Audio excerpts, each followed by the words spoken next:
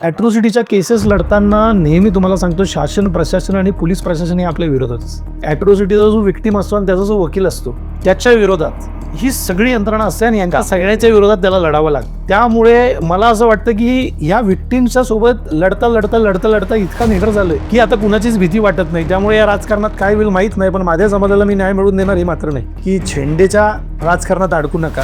झेंडा नाही तर अजेंडा बघा, आणि अजेंडा सोबत आपल्या समोर जी उमेदवार आज कुणाचं तरी चिलखत पांघरून येत आहेत, ती उमेदवार कोण आहेत, ते कुठून आलेले आहेत, त्यांनी याच्या आधी सामाजिक चळवळीत त्यांचं योगदान काय आहे, त्यांनी समाजाला काय काय दिलेलं आहे, हे सगळं तपासा आणि आपली सतसत विवेक बुद्धी वापरूनच मतदान करा. कुठल्याही भावनिकतेला बळी पडू नका, कुठल्याही आमिषाला बळी पडू नका. आणि कोणी जर महापुरुषांच्या, म्हणजे तुम्हाला सांगेल सर, मी माझ्या पॅम्पलेटवर महापुरुषांचे फोटो पण छापलेले नाही. प्रत्येकजण एक बाबासाहेब आंबेडकरांनी असं केलं, छत्रपती शिवाजी महाराजांनी असं केलं, मला मत द्या. अरे बाबा, बाबासाहेब आंबेडकरांनी केलं म्हणून तुला का मत द्यायचं? माझा अजेंडा असा आहे की मी हे केलेलं आहे आणि तुम्हाला जर योग्य वाटत असेल की हा मुलगा अजून भविष्यात काहीतरी करू शकतो तर मला मत द्या. बाबासाहेबांच्या नावावर मताची भीक मागणारी जी लोक आहेत ती समाजाला मूर्ख बनवतात, ती समाजाला भावनिक करतात आणि मतं मिळाल्यानंतर समाजाचं अजिबात काम करत नाही. हा आमच्या प्रभागाचा मागील 2 टर्मचा अनुभव. झेंडा बघू नका, अजेंडा बघा, विजन बघा, दृष्टिकोन बघा आणि आपल्या तरुणांचा उद्धार होईल, आपल्या प्रभागाचा उद्धार होईल. अशाच व्यक्तीला तुम्ही भरघोस मतांनी निवडून द्या. सभागृहाच्या कायद्यांचा अभ्यास आहे, भारतीय संविधानाचा अभ्यास आहे. त्यामुळे मी ज्या पद्धतीने सभागृहात समाजाची बाजू मांडू शकतो, आमच्या प्रभागातला इतर कुठलाही उमेदवार त्या ताकदीने तिथे बाजू मांडू शकतो असं मला वाटत. मी ज्यांच्या विरोधात लढतो आहे त्यांच्यामध्ये आता तुम्हाला निवडायचं आहे की ही गुन्हेगारी कमी करण्यासाठी आणि या व्यसनातील तरुणांना चांगल्या मार्गाला आणण्यासाठी एक उच्च शिक्षित वकील तुमच्या घराबाहेर चालेल, तुमच्या प्रभागात चालेल की इतर कोणी पण चालेल, हे आता जनतेने ठरवावं. नमस्कार, सप्रेम जय भीम. मी वैभव छाया. आपणा सगळ्यांचं खूप खूप स्वागत करतो वैभव छाया टॉक्स या आपल्या यूट्यूब चॅनलवर. दोस्तो, सध्या राज्यभरामध्ये महानगरपालिकांच्या निवडणुकांचे जोरदार नगाडे वाजत आहेत आणि या निवडणुकीमध्ये आपण काही गोष्टी आवर्जून पाहतोय आणि मनाला वेदना देणाऱ्या त्या गोष्टी घडत आहेत. त्या म्हणजे बऱ्याच ठिकाणी बिनविरोध निवडणुका होत आहेत, म्हणजे कोणतीही निवडणूक न होता उमेदवार निवडले जात आहेत आणि हे एक प्रकारे लोकशाहीसाठी बिलकुल चांगलं लक्षण नाही आहे. आणि दुसरी गोष्ट आपण बघतोय की अनेक उमेदवार जे आपल्या समोर येत आहेत की ज्यांचा शिक्षणाशी, राजकीय शिक्षणाशी कोणताही संबंध नाही. अशा स्थितीमध्ये आमचे चळवळीतले सहकारी ॲडव्होकेट जय गायकवाड सारखा एक हुशार, उच्च विद्याविभूषित आणि सामाजिक चळवळींमध्ये सातत्याने अन्यायाविरोधात कार्यरत असलेला मुलगा निवडणुकीला उभा राहतो आणि त्याची चर्चा सातत्याने सगळीकडे होते. मी ज्या अंबरनाथ नगर परिषदेच्या परिसरात राहतो त्याच्याच बाजूला लागून असलेला उल्हासनगर महानगरपालिकेचा प्रदेश हा राज्यभरामध्ये खूप चर्चेचा विषय असतो, कारण महाराष्ट्रातलं महत्त्वाचं औद्योगिक केंद्र म्हणून उल्हासनगरकडे पाहिलं जातं आणि त्यासोबतच उल्हासनगर हा आंबेडकरी चळवळीसाठीचा एक महत्त्वाचा बालेकिल्ला देखील राहिलेला आहे. आणि अशा चळवळीच्या ठिकाणाहून ॲडव्होकेट जय गायकवाड सारखा एक तरुण मुलगा निवडणुकीच्या रिंगणात उतरलेला आहे. ॲडव्होकेट जयची ओळख सांगणं हे खरं तर थोडंसं आगाऊपणाचं ठरेल, कारण जयचा राबता, चळवळीमधलं त्याचं कार्य हे अनेक वर्षांपासून आहे. म्हणजे मी जयचा आणि माझा संबंध हा 2010 सालापासूनचा आणि त्यावेळेपासून मी जयला वेगवेगळ्या चळवळींमध्ये, आंदोलनांमध्ये सातत्याने पाहिलेलं आहे. उल्हासनगरच्या SST कॉलेजमध्ये शिकत असतानापासून विद्यार्थ्यांचे प्रश्न असो, नागरिकांचे प्रश्न असो, अगदी वयाच्या 18व्या-19व्या वर्षामध्ये आंदोलनात उतरणारा, पोलिसांशी समोरासमोर भिडणारा मुलगा, हा एक कार्यकर्ता मुलगा आज ठाणे जिल्ह्यातला एक प्रथितयश वकील म्हणून नावारूपाला आलेला आहे. आणि त्यासोबतच तुम्हाला सगळ्यांना माहिती असेल की 2017 सालापासून ते आजपर्यंत 2025पर्यंत जयने वेगवेगळ्या 800पेक्षा जास्त खटल्यांमध्ये वकील म्हणून काम केलेलं आहे. त्यात टिटवाळ्याचं ॲट्रॉसिटीचं प्रकरण असेल, कल्याणचं ॲट्रॉसिटीचं प्रकरण असेल आणि ठाणे जिल्हा तसंच महाराष्ट्रभरात घडलेल्या अनेक ॲट्रॉसिटीच्या प्रकरणांमध्ये जयचं नाव प्रामुख्याने समोर येतं आहे. तर आज आपण ॲडव्होकेट जय गायकवाड यांच्यासोबत चर्चा करणार आहोत आणि मी त्यांना विचारणार आहे की जे चांगलं चाललेलं होतं ना, म्हणजे वकिली व्यवसाय वगैरे सगळा चांगला चाललेला असताना ही अवदसा कुठून सुचली? वकिली व्यवस्था चांगला चालला होता, सामाजिक कार्य पण चांगलं चाललं होतं, पण त्याच्यासोबत न्याय मिळवण्यासाठी कुठेतरी सत्ता आपल्या सोबत असावी लागते असं ज्यावेळेस जाणवलं त्यावेळेस हा निवडणूक लढण्याचा निर्णय घेतला. बरोबर. नाही, सत्ता असावी लागते सोबत, सत्तेशिवाय काही गोष्टी होत नाहीत. पण हा प्रश्न सातत्याने येतो की वकिली व्यवसाय आणि राजकारण या दोन्ही गोष्टींची सांगड घालून कसं करणं?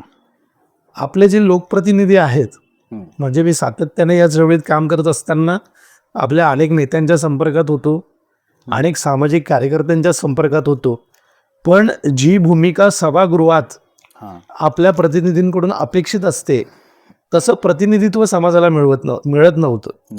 आणि तसं प्रतिनिधित्व शोधण्याचा आम्ही फार प्रयत्न केला आणि आजपर्यंत नेहमी कोणाच्या तरी मागं थांबून त्यांना पुशअप करून की तुम्ही आत जा, तुम्ही आमचं प्रतिनिधित्व करा, हा आम्ही प्रयत्न केला. पण नेहमी आमच्या झोलीत म्हणजे होपलेस आत्म जाऊन त्यांनी काहीच केलेलं नाही. मग त्यामुळे आता आम्ही ठरवलं की जो उत्कृष्टरित्या सभागृहाच्या आत जाऊन समाजाचे प्रश्न मांडू शकेल हे राजकारण आपण केलं पाहिजे.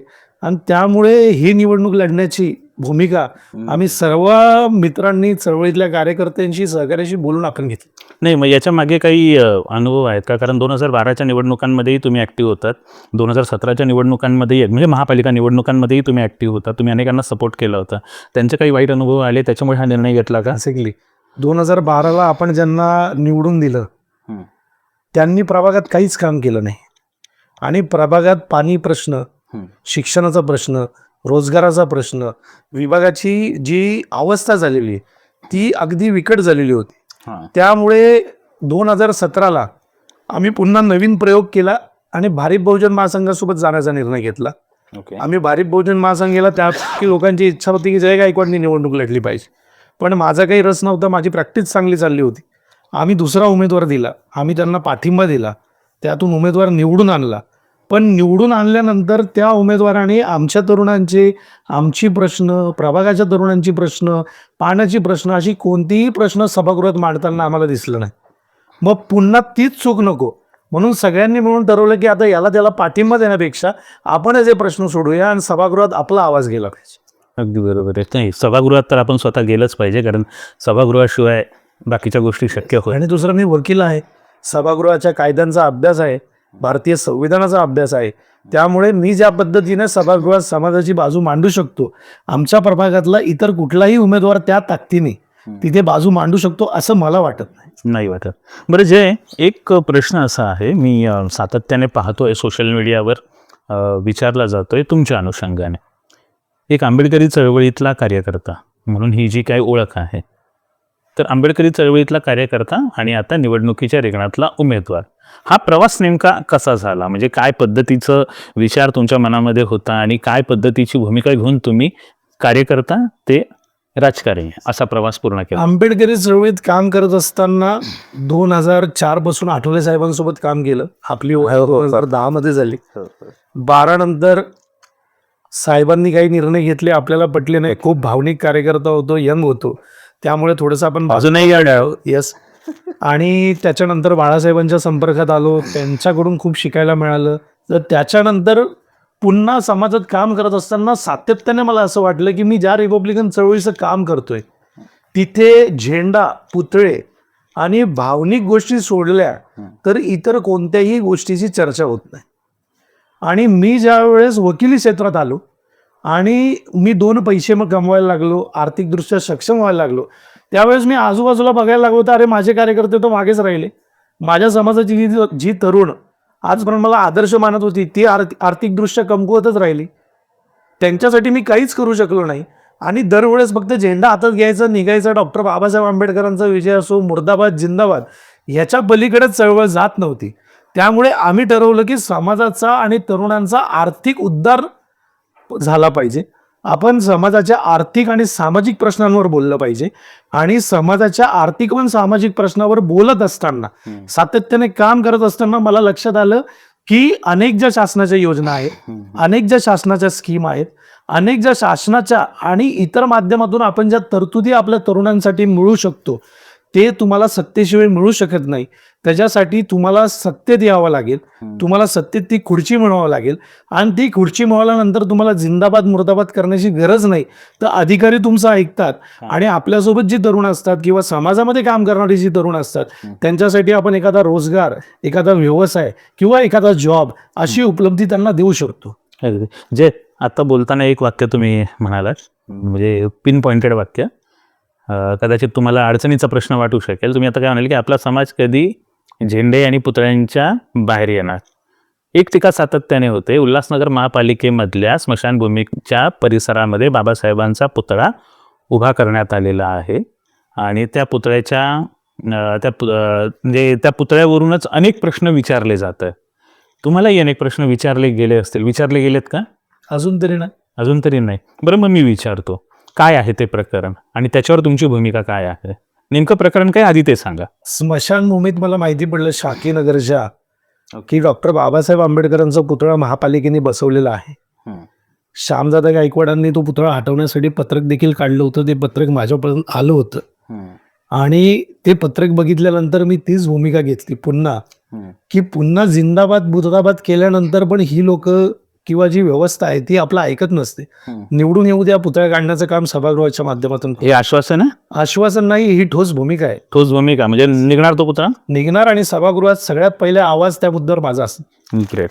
बरं, चला मग जयचं म्हणणं आहे की तो पुतळा निवडणुकीमध्ये जिंकून आल्यानंतर हटवण्याचं किंवा त्याचं दुसऱ्या ठिकाणी स्थलांतर करण्याचे पहिलं काम जय गायकवाडचं असणार आहे आणि हे त्यांनी ठोस भूमिका आहे असं स्पष्ट सांगितलेलं आहे. जय, याच्या पुढे जाऊन आता एक महत्त्वाचा मुद्दा असा आहे, उल्हासनगरमध्ये खूप छोटे छोटे लघु उद्योग चालतात, अनेक प्रकारचे मोठे उद्योग आहेत.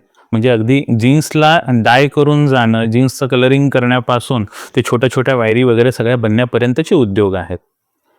तुमच्या प्रभागामध्ये तुम्ही जसं म्हणाले की मुलांचा उद्धार होत नाही, आर्थिक विकास होत नाही आहे. तुमच्याकडे काय कृती कार्यक्रम आहे की तुम्ही त्या 4 वॉर्डमध्ये डेफिनेटली अशा पद्धतीचे उद्योग मुलांना देऊ शकता? मी ज्यावेळेस निवडणुकीला उभं राहायचं ठरवलं तर मी कुठल्याही पक्षाकडे पहिल्यांदा इंटरव्ह्यू द्यायला गेलो नाही. म्हणजे आजपर्यंत कुठल्याही पक्षाकडे तुम्हाला माझा इंटरव्ह्यू फॉर्म मिळणार नाही की मला तिकीट द्या म्हणून मी इंटरव्ह्यू देईन. बरोबर. मी ज्या ज्या पक्षाशी बोललो त्यांना मी एक प्रस्ताव दिला होता की मी ज्या प्रभागातून येतो तो प्रभाग सगळ्यात जास्त जो डेन्स लेबर आहे, तिथं सफाई कामगार आहेत, पेंटर आहेत, त्याच्यानंतर प्लंबर आहेत, म्हणजे जे छोटं मोठं काम करतात असा लेबर क्लास सगळ्यात जास्त माझ्या प्रभागात आहे. आणि उल्हासनगर जे शहर आहे हे लार्जेस्ट स्मॉल स्केल इंडस्ट्रीचं असलेलं शहर आहे. बरोबर आहे. आणि त्याच्यानंतर आपल्याला घटना आठवण येते की दिवालामध्ये काही लोक ट्रेनमधनं पडून मेली होती. मुंब्र्याला दिवा मुंब्राला. त्याच्यामध्ये एक तरुण हा माझ्या बाजूच्या प्रभागातला होता.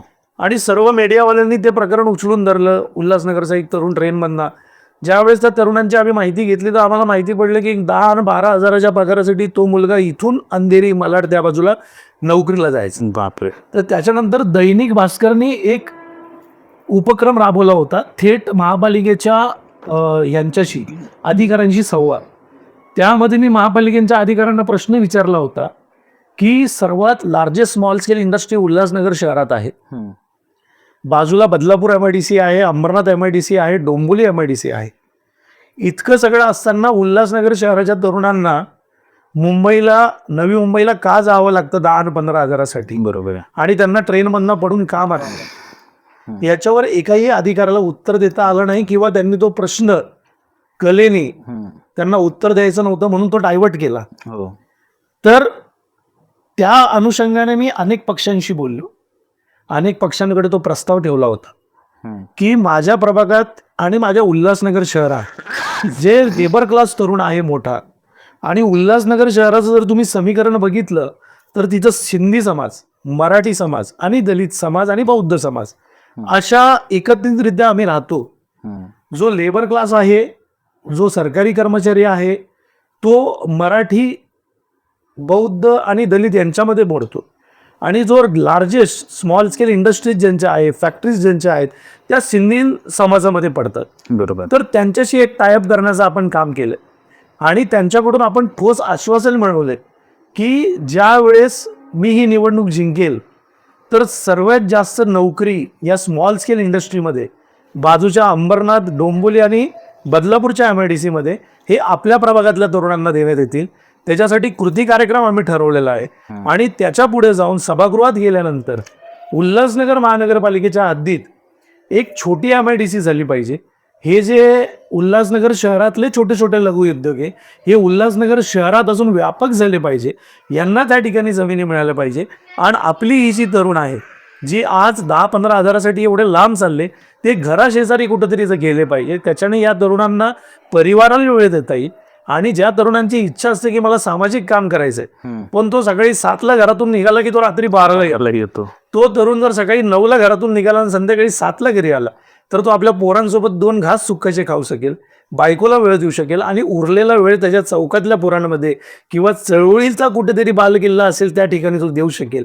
आणि या अनुषंगाने आपण या निवडणुकीला सामोरे जातो. अगदी अगदी तुम्ही निवडणुकीला सामोरे जाताय जे, आणि खूप एक महत्त्वाची गोष्ट तुम्ही बोललात.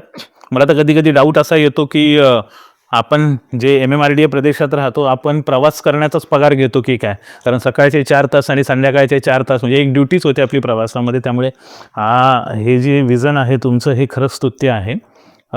पण तरी राहून राहून मला शंका अशी येते मनामध्ये की तुम्ही रिपब्लिकन ऐक्य आणि महायुतीचे उमेदवार म्हणून आता सगळ्यांसमोर जात आहे. महायुतीचे राजकारणी गेल्या 12 वर्षापासून राज्यातल्या सत्तेत आहेत. उल्हासनगर महापालिकेतही आलटून पालटून त्यांची सत्ता होती. त्यांनी गेल्या 12 वर्षात जे काम केलं नाही, तुम्हाला भरोसा वाटतो की आता करतील म्हणून? जोपर्यंत आपल्याकडे अजेंडा असत नाही तोपर्यंत सत्ताधारी काही करतात असं मला वाटत नाही. बरं. आपल्याकडे नेहमी हातात झेंडा होता पण जो मजबूत दांडा आणि त्या दांड्याला पकडणारे हात जोपर्यंत मजबूत असत नाही तोपर्यंत त्या झेंड्याचा फक्त वापर होतो. आणि आपण काय केलं की जिथे गेलो फक्त आमचा झेंडा लावा आणि आम्ही तुमच्या सोबत आहोत. मी मागच्या पण इंटरव्ह्यू मध्ये बोललो होतो की युत्या आघाड्या झाल्या पाहिजे. बघा आपण जे आहोत ना, आपण मेंढर नाही आहोत, आपण माणसं आहोत. बरोबर. म्हणजे बरेच पक्ष असे करतात की बौद्ध बौद्ध बौद्ध बौद्ध दलित दलित दलित आणि कुंपण आपल्याला अंकून देतात आणि आपण त्या कुंपणात राहायचं आणि इतर जो समाज आहे त्यांच्यामध्ये मिसळायचंच नाही, त्यांच्याशी चर्चाच करायची नाही, त्यांच्याशी व्यवहारच करायचे नाही. असं जर आपण एका कुंपणात राहिलो तर जसं या देशात मुसलमानांचं झालं तसंच या देशातल्या बौद्ध आणि दलितांचं झाल्याशिवाय राहणार नाही. त्यामुळे आपण माणसं आहोत, आपण माणसांसारखं सगळ्यांसोबत बसलं पाहिजे, अक्रॉस द टेबल बसलं पाहिजे, त्यांच्याशी चर्चा केली पाहिजे आणि त्यांच्याशी नेगोशिएशन केलं पाहिजे. आणि ते काय करतात ह्याच्यापेक्षा हा आमचा अजेंडा आहे, हा आम्ही तुमच्यासोबत यायला तयार आहोत, तुम्ही हा कशा पद्धतीने राबवाल आणि तुम्ही आमची भूमिका कशा पद्धतीने पुढे घेऊन जाल याची तुमची तयारी असली पाहिजे. आणि त्याच्या पुढे जाऊन सांगतो की राजकारणात येत असताना जर तुम्हाला धोके मिळतील, राजकारणात कुणाचाच भरोसा नाही, कुणाचाच. त्यामुळे तुम्ही दुसरे दरवाजे पण उघडे ठेवले पाहिजे. बरोबर आहे. माझं संघाने आपण अनेक लोकांची चर्चा केलेली आहे.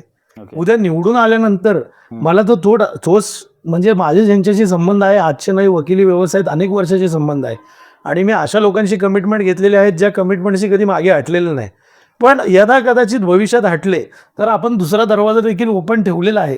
एवढं गेल्या 20 वर्षाच्या राजकारणात मी शिकलेलो आहे. बरोबर आहे ना, राजकारण काय फक्त त्यांनीच करायचं असतं का? मुळात माझा हेतू हाच आहे की पक्ष झेंडा नाही तर माझ्यासोबत ज्या तरुणांनी या चळवळीमध्ये वेळ दिलाय, या सुभाष टेकडी परिसरात ज्या चळवळीमध्ये तरुणांनी आयुष्य घालवले, ते तरुण आर्थिक मुद्द्यावर सामाजिक मुद्द्यावर कधी बोलणार?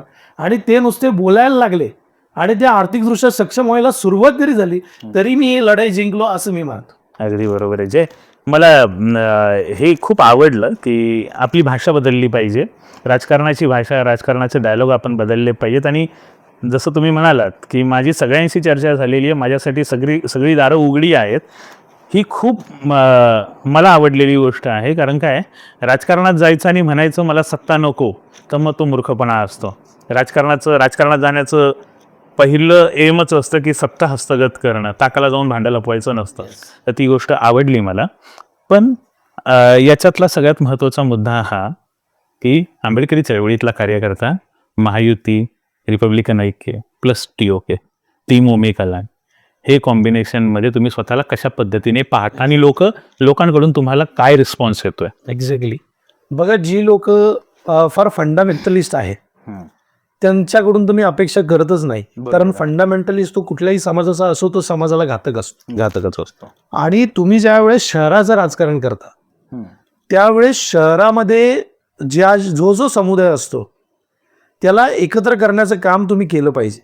बरोबर. फक्त एकच समाज पुढे घेऊन जर तुम्ही गेलात, म्हणजे इव्हन डॉक्टर बाबासाहेब आंबेडकरांनी पण तसं केलेलं नाही. डॉक्टर बाबासाहेब आंबेडकरांवर ज्यांनी अन्याय केला त्या सगळ्या समाजाला न्याय देण्याचं काम डॉक्टर बाबासाहेब आंबेडकरांनी केलंय आणि मी त्यांचा अनुयायी आहे. त्यामुळे उल्हासनगर शहरात जर सिंधी समाज इतक्या वर्षापासून राहतोय, तिथं मराठा समाज इतक्या वर्षापासून राहतोय, OBC समाज इतक्या वर्षापासून राहतोय, दलित समाज इतक्या वर्षापासून राहतोय, बौद्ध समाज इतक्या वर्षापासून राहतोय, तर अशा परिस्थितीत आमचाच झेंडा मोठा असं म्हणून चालणार नाही. आपल्याला सगळ्यांना सोबत घ्यावं लागेल. आणि दुसरे आपले जे आर्थिक व्यवहार आहे, उल्हासनगर शहर जसं तुम्ही सांगितलं की इकॉनॉमिक हब आहे. हो, आज आपल्या खिशातलं चलन हा सिंधी समाजाकडे चाललाय, बनिया समाजाकडे चाललाय, पण त्याचा रिटर्न जो आहे तो आपल्या समाजाला काय मिळतो याचा जर तुम्ही अभ्यास केला तर तो शून्य आहे. तर माझा तो प्रयत्न आहे की यांच्याशी ज्यावेळेस आपले चलनामध्ये व्यवहार होते, जसे त्यांच्या समाजाचे आर्थिक उद्धार झाले बरोबर. त्या चलनातून आपल्या समाजाचे आर्थिक उद्धार झाले पाहिजे. आणि त्याच्यासाठी महायुतीचा ऑप्शन मला बेस्ट समीकरण वाटलं. कारण तुम्ही उल्हासनगरमध्ये जर काँग्रेसची अवस्था बघितली, उबाटाची अवस्था बघितली, वाईट. मनसेची अवस्था बघितली, तर यांनी आपसात आघाडी पण केलेलं नाही. ही सगळी एकामेकाच्या विरोधात लढत आहे आणि हे सत्तेत बसतील की नाही अशी अवस्था आहे. त्याच्यामध्ये श्रीकांत शिंदे आणि ओमी कलानींनी जे समीकरण बसवलं की त्यांनी दलितांना पण सोबत घेतलं, त्यांनी सिंधी समाजाला पण सोबत घेतलंय, त्यांनी सवर्ण समाजाला पण सोबत घेतलंय, त्यांनी मराठी समाजाला पण सोबत घेतलंय आणि या सगळ्या समाजाचं मिश्रण यावेळेस होतं. त्यावेळेसच त्याच्यातून काहीतरी एक चांगलं आपण उभं करू शकतो असं मला वाटतं. Best best best. जे निवडणुकीच्या अनुषंगाने बरंच काही बोलणं झालं, पण आम्हाला जय गायकवाड माहिती आहे की बाबा कुठे काही प्रॉब्लेम झाला, एखादं जाती अत्याचाराचं प्रकरण घडलं, एखादं अन्यायाचं प्रकरण घडलं, तर जी काही मोजकी नावं सगळ्या तरुणांना माहिती आहेत, समाजाला माहिती आहेत, त्याच्यातलं अग्रक्रमाने जे काही नावं घेतली जातात 5-10 नावं, ते तुमचं नाव सगळ्यात वरच्या टॉपच्या 5 नावांमध्ये आहे. अशा स्थितीमध्ये मला खूप एकदम बोलका प्रश्न विचारायचा, महत्त्वाचा प्रश्न आहे की वकिली व्यवसाय आता तर 2 महिने 3 महिने झाले, जे काय आता इलेक्शनची प्रोसेस चालू आहे, तर चालू आहे का थोडंसं साईडला ठेवलेलं आहे? वकिली हा जो आहे हा मला डॉक्टर बाबासाहेब आंबेडकरांकडून मिळालेला वारसा आहे आणि खरा नाही हा कोर्टातच मिळतो. त्यामुळे मी नगुशून निवडून जरी आलो तरी मी वकिली क्षेत्र सोडणार नाही. कोर्ट हे माझ्याकडून कधीच सुटणार नाही. कारण सगळ्या माझे जे विक्टिम्स आहेत ॲट्रॉसिटीच्या, समाजाचे अनेक लोक आहेत, त्यांच्याकडून माझ्या अपेक्षा आहेत त्यांना माझ्याकडून, आणि त्या अपेक्षा मी भंग कधीच करू शकत नाही. काय अनुभव आलेत आजपर्यंत ॲट्रॉसिटीच्या केसेस लढताना? ॲट्रॉसिटीच्या केसेस लढताना नेहमी तुम्हाला सांगतो शासन प्रशासन आणि पोलीस प्रशासन हे आपल्या विरोधात होतो. आणि ॲट्रॉसिटीचा जो विक्टिम असतो आणि त्याचा जो वकील असतो त्याच्या विरोधात ही सगळी यंत्रणा असते आणि यांच्या सगळ्यांच्या विरोधात त्याला लढावं लागतं. बरोबर. त्यामुळे मला असं वाटतं की या विक्टिमच्या सोबत लढता लढता लढता लढता इतका निडर झालोय की आता कुणाचीच भीती वाटत नाही. त्यामुळे या राजकारणात काय होईल माहीत नाही, पण माझ्या समाजाला मी न्याय मिळवून देणार हे मात्र नाही. अगदी अगदी. एक तरुण मुलं जे वकिली व्यवसायात येऊ पाहत आहे, एक चांगला वकील बनण्यासाठी काय गरजेचं असतं? संयम. संयम सगळ्यात महत्वाचं संयम, दुसरा अभ्यास आणि तिसरं तुमची पर्सनॅलिटी. हे पर्सनॅलिटीमध्ये काय काय? पर्सनॅलिटीमध्ये तुमचं जे प्रेझेंटेशन आहे ते खूप सुंदर असलं पाहिजे, तुमचे सेक्शन्सवरती पकड असली पाहिजे आणि फक्त पुस्तकावर पकड असता कामा नये, ते तुम्हाला योग्यरित्या जज पुढे मांडता आलं पाहिजे. ओके. आणि मी तर आपल्या समाजातले किंवा अनेक तरुण जे वकील असेल त्यांना हाच सल्ला देईल की आपलं जे कोर्ट आहे ते एक स्टेज शो आहे की समोर जज बसलेला आहे तो तुम्हाला पाहतोय, मागे जी लोक बसलेली ती तुमचं ऑडियन्स आहे, तुम्ही तिथं जितका बेस्ट द्याल परफॉर्मन्स तितके तुम्ही मोठे वकील व्हाल. मी हा प्रश्न याच्यासाठी विचारला की ज्या व्यक्तीबरोबर मी आता इथे चर्चा करतोय, मी बोलतोय, त्या व्यक्तीची बुद्धिमत्ता, त्या व्यक्तीची कुवत आणि त्या व्यक्तीचा आवाका, एक उमेदवार म्हणून तुमच्या समोर हा माणूस असताना तो किती मोठा आहे हे सांगण्याचा, हे दाखवण्याचा माझा हा प्रामाणिक प्रयत्न होता. जे इलेक्शनची धावपळ आहे, मला माहिती आहे, वेळ खूप कमी आहे, तरी आपण साधक बाधक का होईना ती एवढा वेळ आपण चर्चा केली. अनेक प्रश्न जे लोकांकडून आलेले होते त्या प्रश्न विचारण्याची आणि त्या प्रश्नांना खूप चांगली उत्तरं दिली. पण जाता जाता एक आवाहन काय कराल लोकांसाठी की बाबा मला निवडून द्यायचं असेल तर तुमचं आवाहन काय असेल? मी लोकांना आवाहन करेल की झेंडेच्या राजकारणात अडकू नका. झेंडा नाही तर अजेंडा बघा. आणि अजेंडा सोबत आपल्या समोर जी उमेदवार आज कुणाचं तरी चिलखत पांघरून येत आहेत, तर ती उमेदवार कोण आहेत, ते कुठून आलेले आहेत, त्यांनी याच्या आधी सामाजिक चळवळीत त्यांचं योगदान काय आहे, त्यांनी समाजाला काय काय दिलेलं आहे, हे सगळं तपासा आणि आपली सतसत विवेक बुद्धी वापरूनच मतदान करा. कुठल्याही भावनिकतेला बळी पडू नका, कुठल्याही आमिषाला बळी पडू नका. आणि कोणी जर महापुरुषांच्या, म्हणजे तुम्हाला सांगेल सर, मी माझ्या पॅम्पलेटवर महापुरुषांचे फोटो पण छापलेले नाही. पहिला उमेदवार आहे. बरं केलं. पण काय भूमिका काय त्याच्या मागची? भूमिका त्याच्या मागची आहे की प्रत्येक जण आहे बाबासाहेब आंबेडकरांनी असं केलं, छत्रपती शिवाजी महाराजांनी असं केलं, मला मत द्या. अरे बाबा, बाबासाहेब आंबेडकरांनी केलं म्हणून तुला का मत द्यायचं? त्यांच्या नावावर तुम्ही का मतं मागताय? बरोबर आहे की माझा अजेंडा असा आहे की मी हे केलेलं आहे आणि तुम्हाला जर योग्य वाटत असेल की हा मुलगा अजून भविष्यात काहीतरी करू शकतो तर मला मत द्या. बाबासाहेबांच्या नावावर मताची भीक मागणारी जी लोक आहेत ती समाजाला मूर्ख बनवतात, ती समाजाला भावनिक करतात आणि मतं मिळाल्यानंतर समाजाचं अजिबात काम करत नाही. हा आमच्या प्रभागाचा मागील 2 टर्मचा अनुभव आहे. अगदी अगदी. म्हणजे मागील 2012ला भावनिकतेवर मतदान करून 2 निळ्या झेंड्याचे नगरसेवक आम्ही निवडून आणले. मागच्या वेळेस भावनिकतेवर मतदान करून 1 निळ्या झेंड्याचा उमेदवार आम्ही निवडून आणला आणि या 3 उमेदवारांनी प्रभागात काहीच काम केलेलं नाही. त्यामुळे आता मी माझ्या प्रभागाच्या नागरिकांना हीच विनंती करेल की भावनिक होऊ नका, झेंडा बघू नका, अजेंडा बघा, विजन बघा, दृष्टिकोन बघा आणि आपल्या तरुणांचा उद्धार होईल, आपल्या प्रभागाचा उद्धार होईल. अशाच व्यक्तीला तुम्ही भरघोस मतांनी निवडून द्या. पण एक प्रश्न फक्त ॲडिशनमध्ये तुम्ही म्हणताय की मी महापुरुषांच्या नावावर मत मागणार नाही, मी माझं स्वतःच्या प्रेझेंटेशनवर, माझ्या स्वतःच्या भरोशावर मी मतं मागतोय. मला एक प्रश्न उल्हासनगरवासियांच्या वतीनं विचारायचा आहे. उल्हासनगर, अंबरनाथ या परिसरांमध्ये गेल्या काही महिन्यांमध्ये आपण सातत्याने बघतो, महिन्यांमध्ये म्हणण्यापेक्षा वर्षांमध्ये बालगुन्हेगारीचं प्रमाण खूप वाढलेलं आहे. तरुणांमध्ये म्हणजे जे टीनेजर्स आहेत 21-22 वर्षाच्या दरम्यानचे आहेत त्यांचं गुन्हेगारीचं प्रमाण खूप वाढलेलं आहे. तुमच्याकडे अनेक केसेसही आलेले असते. तुमचा या सगळ्या गोष्टींकडे पाहण्याचा दृष्टिकोन काय आहे आणि एका शब्दात म्हणजे एका लाईनमध्ये तुम्ही काय सांगाल? तुमचं एक फायनल लाईन काय असेल? बघा, फक्त गुन्हेगारीचं नाही तर व्यसनाचं पण प्रमाण वाढलेलं आहे. त्यामुळे प्रभागात आणि आमच्या प्रभागात पण ते प्रमाण मोठ्या प्रमाणात झालेलं आहे. त्यामुळे मी माझ्या प्रभागाच्या नागरिकांना हेच आव्हान करेल की मी ज्यांच्या विरोधात लढतो आहे त्यांच्यामध्ये आता तुम्हाला निवडायचं आहे की ही गुन्हेगारी कमी करण्यासाठी आणि या व्यसनाधीन तरुणांना चांगल्या मार्गाला आणण्यासाठी एक उच्च शिक्षित वकील तुमच्या घराबाहेर चालेल, तुमच्या प्रभागात चालेल की इतर कोणी पण चालेल, हे आता जनतेने ठरवावं. जनता सुज्ञ आहे, जनता डेफिनेटली ठरवेल. आणि दोस्तो, तुम्हाला जय गायकवाड काय आहे, कसे आहेत हे आता आपण मुलाखतीतून पाहिलं आहे. जे उल्हासनगर महानगरपालिका प्रभागात राहणारे आहेत त्यांनी कृपया जय गायकवाडांची ही मुलाखत शांतपणे ऐकावीत आणि येत्या 15 तारखेला नगाडा ही त्यांची निशाणी आहे. मुलाखत ऐका, त्यांचे विचार जर पटले तर डेफिनेटली तुम्ही तुमचा निर्णय घ्या, कारण लोकशाहीमध्ये निर्णय घेण्याचा प्रत्येकाला अधिकार आहे आणि तो त्याच्या निर्णयासाठी स्वतंत्र आणि सक्षम आहे. आमचं काम होतं उमेदवार कसा आहे ते तुमच्यापर्यंत पोहोचवणं, जे आम्ही इमानी इतबारे केलं. ही मुलाखत जर तुम्हाला आवडली असेल तर चॅनल लाईक, शेअर, सबस्क्राईब करायला विसरू नका आणि मुलाखत जास्तीत जास्त लोकांपर्यंत पोहोचवा, पसरवा. धन्यवाद. आपण लवकरच भेटूयात नवीन विषयासह नवीन व्हिडिओमध्ये. आणि जय गायकवाड यांना निवडणुकीसाठी खूप खूप शुभेच्छा देऊयात. सर, जिंकून या शुभेच्छा. Thank you sir. चला, जय भीम.